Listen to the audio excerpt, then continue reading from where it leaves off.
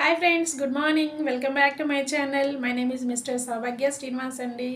చూడండి, నేటి సమాజంలో ఫుడ్ అనేది అడల్ట్రేషన్ అవుతూ ఉంటుంది. కల్తీ అనేది చాలా జరుగుతూ ఉంటుందండి.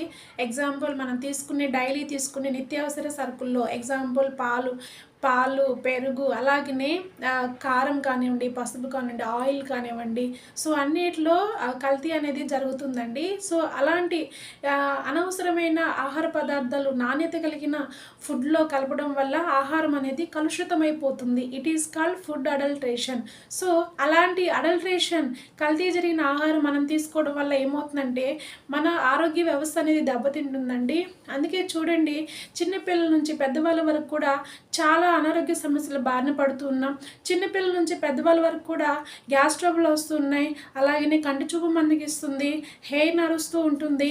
అలాగనే వాళ్ళకి సివియర్ కాలు నొప్పులు కూడా